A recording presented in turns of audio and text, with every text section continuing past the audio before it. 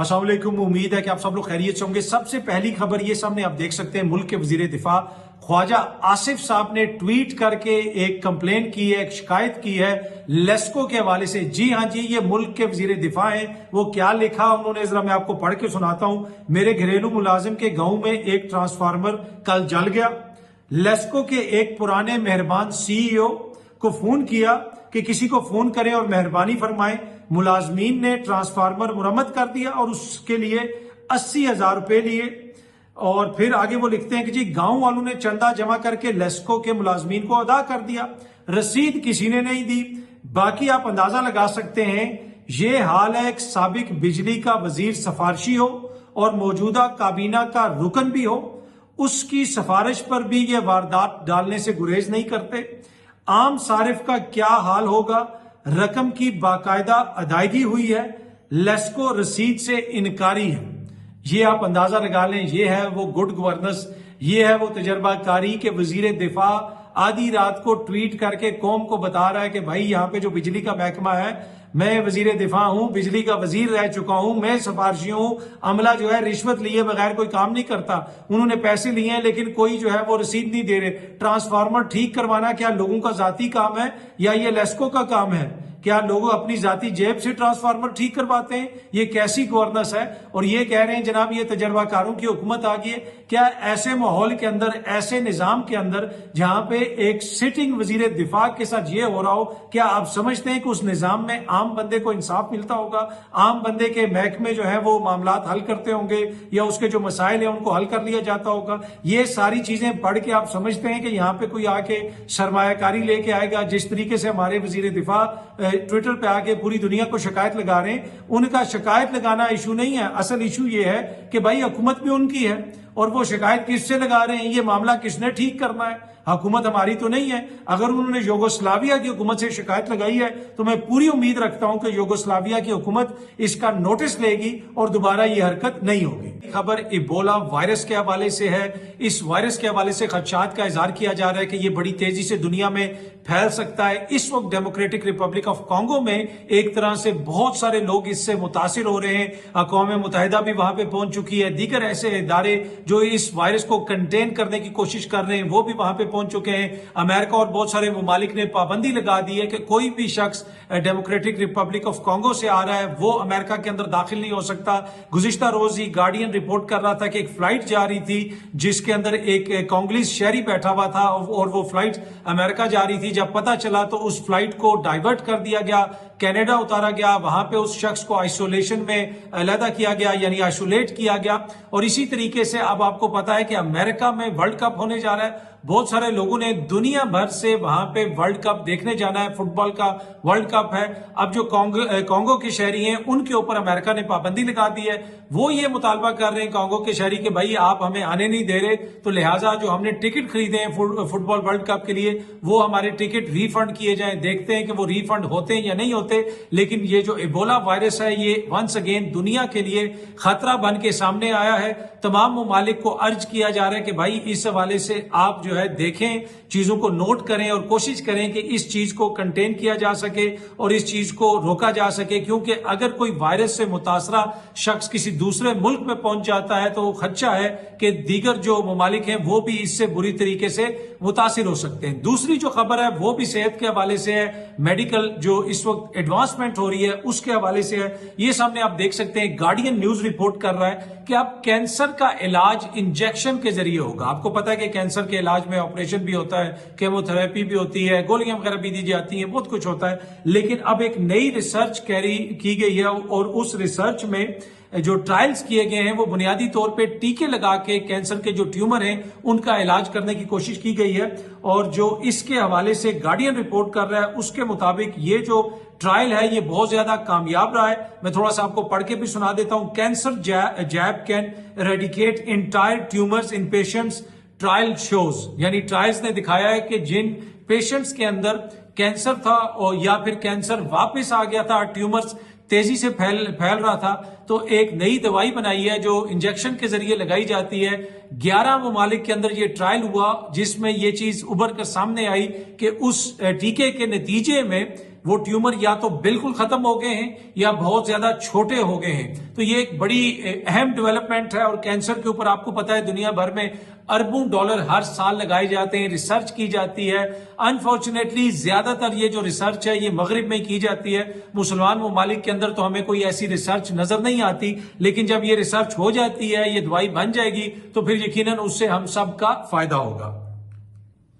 अगली जो खबर है ये भी गार्डियन ने रिपोर्ट की और मैंने आपको गुज़िश्ता अपने व्लॉग के अंदर भी कहा था कि जी कब ट्रंप साइन करेगा, कब मुआहिदा होगा। इस खबर के ऊपर अब बात करना ही फजूल है, क्योंकि जिस किस्म के वो बयानात देता है, जिस किस्म की वो बातें करता है, उससे लगता नहीं है कि वो मामले को हल करने जा रहा है, बल्कि कोई और ही मोटिव लगता है। अब ये खबर सामने गार्डियन रिपोर्ट कर रहा है, global stocks rise and oil price slips amid hopes of US Iran peace deal as it happen. तो उसमें उन्होंने बताया कि गुज़िश्ता रोज जब ट्रंप ने कहा कि जी मैं सिचुएशन रूम में जा रहा हूं या वॉर रूम में जा रहा हूं, ये फैसला करने जा रहा हूं, सहाफियों ने जनाब उल्टी छलांगे लगाना शुरू कर दी कि बस घंटे में फैसला हो जाएगा। उसके बाद हुआ क्या कि ग्लोबल जो ऑयल मार्केट्स हैं वो ऊपर नीचे गई, स्टॉक मार्केट्स ऊपर नीचे हुई, लोगों ने अरबों डॉलर बनाए। वो हतमी मुआहिदा कब होता है वो तो पता चल ही जाएगा, लेकिन ये बात हतमी है कि इस सारी गेम के अंदर किसी ना किसी ने स्टॉक मार्केट के अंदर, इसी तरह ऑयल मार्केट के अंदर अरबों डॉलर कमाए हैं। अगली जो खबर है वो भी वैसे बेसिकली रिलेटेड इसी चीज से है जो इस वक्त मशरिक वस्ता के अंदर बहरान है। मशरिक वस्ता में बहरान क्या है? बहरान ये है कि स्ट्रेट ऑफ हुर्मुज़ बंद है, अमेरिका बेबस है, जो दुनिया का ताकतवर तरीन मुल्क है, ताकतवर तरीन उसकी नेवी है, लेकिन वो स्ट्रेट ऑफ हुर्मुज़ को नहीं खुलवा सकते। उसने कहा भाई नेटो आ जाए, नेटो ने कहा अस्सलाम वालेकुम हम नहीं आ सकते। उसने कहा ईयू आ जाए हमारी मदद करे, ईयू ने कहा हम नहीं आ सकते। बरतानिया ने कहा हम नहीं आ सकते, ऑस्ट्रेलिया ने कहा हम नहीं आ सकते, जापान ने कहा हम नहीं आ सकते, क्योंकि पता है कि वहां पे जाएंगे तो तबाही तबाही होगी। वहां पे जिस किस्म का सिस्टम ईरान ने बनाया हुआ है स्ट्रेट ऑफ हुर्मुज़ में, वहां पे नीचे से मिसाइल आएंगे और पता नहीं क्या कुछ आएगा, पता भी नहीं चलेगा, हमारी शिप्स तबाह हो जाएंगी। अब उसको काउंटर करने के लिए एक नई चीज आ रही है। जी हाँ जी, एक मुआहिदा हुआ है, ये सामने आप देख सकते हैं, बीबीसी इसको रिपोर्ट कर रहा है। यूएसए, यूके और ऑस्ट्रेलिया जो है उन्होंने ये मुआहिदा किया है कि वो एक नई टेक्नोलॉजी डेवलप करेंगे। टेक्नोलॉजी क्या है? Under water drones. जी हाँ जी, पानी के नीचे चलने वाले ड्रोन्स वो बनाए जाएंगे। वो क्यों बनाए जाएंगे? क्योंकि पता चल गया है कि भाई ना वहां पे आप दोस्त जा सकती है, ना वहां पे शिप जा सकती है स्ट्रेट ऑफ हुर्मुज़ में, नीचे ऐसी ऐसी चीजें लगी हुई, हाँ ड्रोन्स भेजे जा सकते हैं। तो इसी वजह से अब ये ख्याल आया है कि भाई ड्रोन्स जिस तरीके से उन्होंने वॉरफेयर को तब्दील किया है, और इस जंग के दौरान भी आप देख लें ईरान की जानिब से वो चीप ड्रोन्स जाते थे, अमेरिका आगे से मिलियंस ऑफ डॉलर्स के मिसाइल मारता था, और उन ड्रोन से कितना ज्यादा नुकसान हुआ वो भी सबके सामने है। तो अब इन्होंने भी ये फैसला किया है कि हम ऐसे ड्रोन्स बनाएंगे जो अंडर वाटर जाएंगे, अंडर वाटर जाके वो चीजों को हिट कर सकेंगे, और उससे जो नेवल सिक्योरिटी है, दीगर जो मामलात हैं उनमें बेहतरी आएगी। तो ये बड़ी खबर है कि जनाब अब अंडर वाटर ड्रोन्स बनाने की भी बात हो रही है। लेकिन मैंने आपके साथ अपने व्लॉग के अंदर काफी हफ्ते पहले खबर शेयर की थी कि इस तरह की इतलात है मगरिब के पास कि ईरान ने जो स्ट्रेट ऑफ हुर्मुज़ है उसमें ऐसी चीजें लगाई हुई हैं कि वो बटन दबाएंगे, कोई प्रोग्राम वगैरह कुछ करेंगे तो वहां से चीजें नीचे से निकलेंगी और जाके इनको हिट करेंगी। तो उनको यही लगता है कि जो ईरान चीजें इस्तेमाल कर रहा है स्ट्रेट ऑफ हुर्मुज़ में वो some kind of underwater drones हैं। उनमें मिसाइल भी हैं, लेकिन जिस तरह के उनके ड्रोन्स ऊपर उड़ते हैं उसी तरह की उन्होंने कोई टेक्नोलॉजी बनाई हुई है, उसी तरह की उनकी चीजें हैं जो समंदर के अंदर भी ट्रेवल करती हैं, पानी के नीचे भी ट्रेवल करती हैं। और उसी वजह से अमेरिका जो है अपनी नेवी को स्ट्रेट ऑफ हुर्मुज़ के अंदर नहीं भेज रहा। बाकी ये नहीं है कि उसको बड़ा प्यार है ईरान से या उसको अमन से बड़ा प्यार है, असल वजह यह है, और इसी वजह से आप उसको काउंटर करने के लिए ये मुआहिदा हुआ है, नई टेक्नोलॉजी डेवलप करने की बात हो रही है कि अंडर वाटर ड्रोन्स डेवलप किए जाएंगे। अच्छा जी, अगली जो खबर है वो भी इंटरनेशनल खबर है। यूरोपियन एक्सटर्नल एक्शन सर्विस ने ट्वीट किया है कि पाकिस्तान में उनकी आला सतह की नुमाइंदा आ रही है। नुमाइंदा इसलिए आ रही है क्योंकि पाकिस्तान में 8 जो है EU पाकिस्तान स्ट्रेटेजिक डायलॉग होगा। 1 जून को वो तशरीफ लेके आ रही हैं और उनका नाम है काया कैलस। ये पहले इस्टोनिया की प्राइम मिनिस्टर थी, गालिबन इस्टोनिया की ये पहली खातून प्राइम मिनिस्टर थी। और इस्टोनिया एक छोटा सा मुल्क है, पहले भी मैंने एक दफा उसका जिक्र किया था, बड़ा खूबसूरत मुल्क है, अगर आपको कभी मौका मिले तो जरूर वहां पे जाइएगा। पर खबर यह है कि काया कैलस पाकिस्तान आ रही हैं, इस्लामाबाद आ रही हैं। 8th EU Pakistan strategic dialogue होगा और पाकिस्तान की जानिब से जो पाकिस्तान के फॉरेन मिनिस्टर हैं वो इसको चेयर करेंगे, इसहाक डार साहब। اور جو ڈسکشنز ہیں will focus on EU Pakistan relations and regional corporation. جو EU اور پاکستان کی ریلیشن شپ ہے اس کے اوپر یہ ڈسکشنز ہوں گی, اور جو ریجنل کارپوریشن ہے اس کے اوپر بھی یہ ڈسکشن ہوگی. تو بڑا یہ امپورٹنٹ ڈائلاگ ہوگا, کیونکہ آپ کو پتا ہے کہ EU کی طرف سے پاکستان کو GSP+ اسٹیٹس ملا ہوا ہے. اس کا مطلب یہ ہے کہ وہاں کی منڈی تک جو ہماری رسائی ہے اس میں ہمیں کچھ ایڈوانٹیجز ہیں. جب وہاں پہ ہم اپنا مال بھیجتے ہیں تو اس کے اوپر کم ٹیکس وغیرہ لگتا ہے, جس کی وجہ سے جو امپورٹر ہے اس کو وہ مال سستا پڑتا ہے اور پھر وہ آگے بیچتا ہے زیادہ پروفٹ پہ. تو وہ جو GSP+ اسٹیٹس ہے وہ ہمارے لیے بڑا امپورٹنٹ ہے, اور اس اسٹیٹس کو برقرار رکھنے کے لیے کچھ کنڈیشنز بھی ہیں, ان کا بھی اکثر ذکر وغیرہ ہوتا رہتا ہے. تو اس زمن میں بھی اور ویسے بھی یہ ایک بڑا امپورٹنٹ ڈائلاگ ہے, اور اس میں یقیناً بہت ساری چیزیں ڈسکس ہوں گی. اگلی سٹوری میں نے آپ کے ساتھ آزاد کشمیر سے شیئر کرنی ہے. آپ کو پتا ہے کہ جوائنٹ عوامی ایکشن کمیٹی کی مظفر آباد میں جو حکومتی وفد ہے اس کے ساتھ بات چیت چل رہی ہے, اور گزشتہ روز ایک ویڈیو ان کی بہت زیادہ وائرل تھی. اس میں وہ میں شوکت صاحب کو دیکھ سکتا تھا, دیگر بھی جوائنٹ عوامی ایکشن کمیٹی کے جو لوگ ہیں وہ کسی جگہ پہ مظفر آباد میں حکومت کے ساتھ مذاکرات کر رہے تھے, حکومتی کمیٹی کے ساتھ, غالباً کسی 5 ستارہ ہوٹل میں. اور اس کے بعد جب کھانے کا وقت آیا تو وہ لوگ اٹھ کے آگے, انہوں نے کہا جی ہم نے آپ کے ساتھ کھانا نہیں کھانا, کیونکہ یہ عوام کے پیسوں سے آپ لوگ کھانا کھا رہے ہیں, ہم جا کے اپنے پیسوں سے کسی عام سے ریسٹورنٹ پہ کھانا کھا لیں گے. میرے خیال میں یہ بڑا اچھا ایک پیغام ہے. جیسے عوام کے پیسوں سے دعوتیں اڑائی جاتی ہیں, جناب اس ہاؤس میں دعوت, اس ہاؤس میں دعوت, یہ دعوت ہو رہی ہے, وہ دعوت ہو رہی ہے, یہ پیسہ سارا عوام کا ہے. عوام کے لیے 2 وقت کی روٹی جو ہے وہ مشکل ہوئی ہے, اور حکمرانوں کے جو خرچے ہیں وہ میں نے آپ کے ساتھ متعدد بار شیئر کیے, اور آپ بھی آئے روز دیکھتے ہی رہتے ہیں. اگلی خبر ہے جناب گلگت بلتستان کے الیکشنز کے حوالے سے. گلگت بلتستان کے الیکشن میں جو کچھ ہو رہا ہے اس پہ پاکستان تحریک انصاف بہت زیادہ تحفظات کا اظہار کر رہی ہے.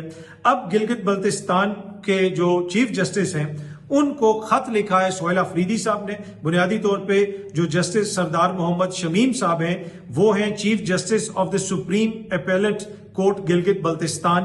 اب بنیادی طور پہ وہ ان کی آپ یہی کہہ سکتے ہیں کہ سپریم کورٹ ہے. اس میں انہوں نے اپنے خط کے اندر تحفظات کا اظہار کیا. انہوں نے کہا ہے کہ معزز عدالت نوٹس لے اور صاف شفاف بنانے کے لیے اس الیکشن کے عمل کو آپ اپنا کردار ادا کریں.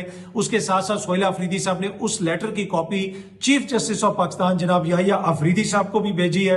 تحریک انصاف یہ کہہ رہی ہے کہ جی ہمیں جلسے جلوس کی اجازت نہیں دی جا رہی, ہماری لیڈرشپ کو وہاں پہ جانے کی اجازت نہیں ہے. وہاں پہ جنید اکبر صاحب گئے تو ان کو صوبہ بدر کیا گیا.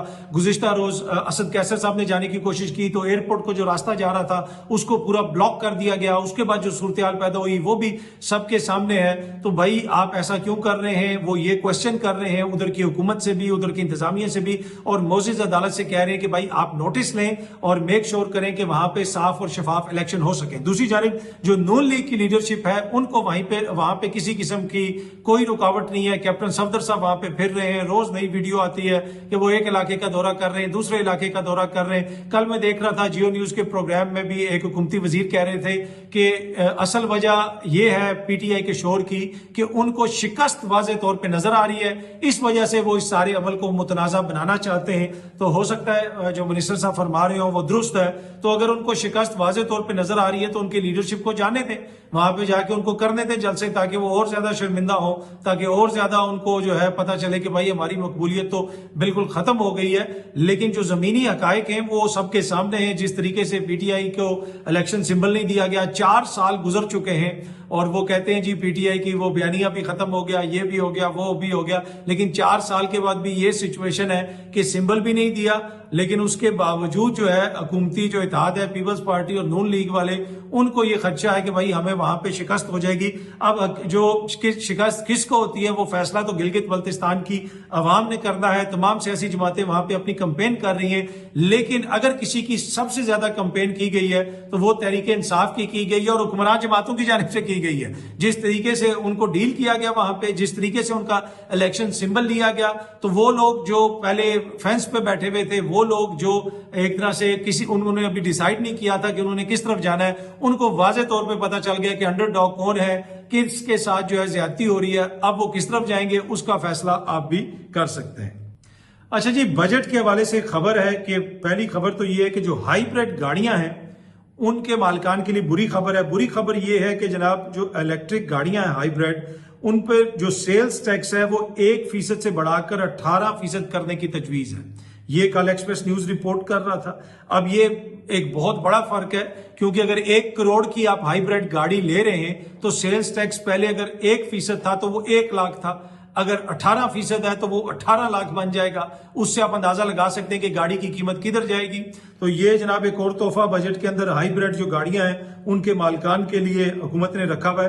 دوسری جانب ایک اور جو چیز کہی گئی, وہ رپورٹ کی گئی گزشتہ روز, وہ یہ ہے کہ ٹیکسٹائل سیکٹر نے حکومت سے کہا ہے کہ ان کے 300 سے یعنی 320 ارب روپے سے زیادہ کے جو ری فنڈز ہیں وہ جاری کیے جائیں. اب آپ کو پتا ہے کہ ٹیکسٹائل کے جو ایکسپورٹرز وغیرہ ہوتے ہیں ان کو ری فنڈز وغیرہ بھی جاری کیے جاتے ہیں, وہ ٹیکس وغیرہ پے کر دیتے ہیں پہلے, بعد میں ان کو ری فنڈ وغیرہ جاری کیا جاتا ہے. عمران خان صاحب کے دور میں وہ بہترین نظام تھا اور وقت کے اوپر ٹیکس ریٹرنز ہوتے تھے. آپ کسی بھی جا کے مل والے سے پوچھ لیں, اس وقت حالت یہ ہے کہ 300 ارب سے زیادہ کا جو پیسہ ہے وہ ٹیکسٹائل سے جو وابستہ لوگ ہیں ان کا پھنسا ہوا ہے, وہ ری فنڈز نہیں ہو رہے. تو اس سے آپ اندازہ لگا سکتے ہیں کہ بزنس کے اوپر کتنا بڑا امپیکٹ ہوتا ہوگا, کیش فلو کے اوپر کتنا بڑا امپیکٹ ہوتا ہوگا. اب دیکھتے ہیں جناب کہ حکومت کب وہ دیتی ہے ٹیکس دیتی ہے, ری فنڈ دیتی ہے. ٹیکسٹائل سیکٹر نے جناب ری فنڈز فوری جاری کرنے کا مطالبہ کیا ہے, یہ کل ایکسپریس نیوز نے رپورٹ کیا. ویسے بجٹ کے حوالے سے ایک میم چل رہی ہے سوشل میڈیا پہ کہ آپ کا قیمہ ہم بنائیں گے. وہ کہہ رہے ہیں کہ جی بجٹ میں کیا ریلیف ملے گا عوام کو, تو آگے سے جناب وہ یہ پوسٹر چل رہا ہے کہ آپ کا قیمہ ہم بنائیں گے. بنیادی طور پہ جس طرح کا بجٹ آ رہا ہے اس سے عوام کا مزید قیمہ بنے گا. تحریک انصاف کی جو لیڈرشپ جیل میں ہے, عید پر ان کی ملاقاتیں نہیں ہو سکی اپنی فیملی سے. گزشتہ روز حفیظ اللہ نیازی صاحب نے بھی ایک ٹویٹ کیا ہوا تھا کہ ان کے بیٹے جو حسان نیازی ہیں, خان صاحب کے بھانجے ہیں, ان کی ملاقات اپنی والدہ سے نہیں ہو سکی. عید کے تیسرے روز کہا گیا تھا کہ خاندان سے ملاقات کروائی جائے گی. ان کی والدہ وہاں پہ گئیں حسان نیازی کی, لیکن ان کو اجازت نہیں دی گئی اور ملاقات نہیں ہو سکی. حفیظ اللہ نیازی صاحب نے اس حوالے سے کافی لمبا ایک ٹویٹ بھی کیا ہوا تھا. دوسری جانب جو دیگر قیادت ہے ان کی بھی ملاقاتیں نہیں ہو سکی. عالیہ حمزہ ملک صاحبہ نے جیل سے خط بھی لکھا ہے جس میں انہوں نے کہا کہ ہماری اصل عید تو تب ہوگی جب عمران خان صاحب رہا ہوں گے. تو یہ سارے معاملات چل رہے ہیں. کچھ اس طرح کی خبریں بھی ہیں کہ جی پی ٹی آئی کے ساتھ بات چیت ہو رہی ہے, پس پردہ معاملات حل ہو رہے ہیں. وہ مجھے نہیں لگتا کہ اتنی جلدی کوئی معاملات حل ہوں گے. اب نظام آگے کس طرف جائے گا. بہت سارے لوگ کہہ رہے ہیں جی 28ویں ترمیم میں یہ چیز ہے, 28ویں ترمیم میں وہ چیز بھی ہے. بہت ساری خبریں اس وقت گردش کر رہی ہیں. شہروں کو وفاق کے زیر انتظام دینے کی باتیں ہو رہی ہیں. جی کوئی بڑا شہر وفاق کے زیر انتظام ہو جائے گا, بجٹ ایسا ہو جائے گا, NFC ایسا ہو جائے گا, یہ ہو جائے گا, وہ ہو جائے گا. بہت ساری چیزیں اس وقت چل رہی ہیں لیکن ابھی کچھ بھی حتمی نہیں ہے. حتمی تو تب ہی ہوگا جب اسمبلی کے اندر پیش کیا جائے گا. لیکن کہا یہ جا رہا ہے کہ بجٹ کے فوراً بعد 28ویں ترمیم پیش کی جا سکتی ہے. اب وہ پیش ہوتی ہے یا نہیں ہوتی, اس کے خد و خال کیا ہے. حتمی چیزیں تو تب ہی سامنے آئیں گی جب وہ پارلیمنٹ کے اندر پیش کی جائے گی, اور اس دن میاں نواز شریف صاحب بھی پارلیمنٹ کے اندر ہوں گے. آپ کو پتا ہے کہ 26ویں اور 27ویں ترمیم جب ہوئی تو میاں صاحب نے جمہوریت کے وسیع تر مفاد میں وہاں پہ پارلیمنٹ میں آ کے جیسے ووٹ دیا وہ پوری قوم نے دیکھا. 28ویں ترمیم کب ہوگی حتمی طور پہ ٹو بی آنسٹ میں یہ نہیں بتا سکتا, لیکن ایک چیز میں آپ کے ساتھ بڑے جو ہے نا وہ شیئر کر سکتا ہوں کانفیڈنس کے ساتھ کہ مجھے یہ پورا یقین ہے کہ جس دن بھی 28ویں ترمیم ہوگی, میاں صاحب چاہے رات کے 12 بجے ہوں یا صبح 4 بجے تک بیٹھنا ہو, میاں صاحب پارلیمنٹ پہنچ جائیں گے. مجھے پورا یقین ہے قائد جمہوریت جو ہے وہ وہاں پہ ضرور پہنچیں گے. تو اب دیکھتے ہیں جناب کہ یہ معاملہ کب آگے بڑھتا ہے. بہت جلدی اب سب دوستوں سے دوبارہ ملاقات ہوگی. Thank you very much.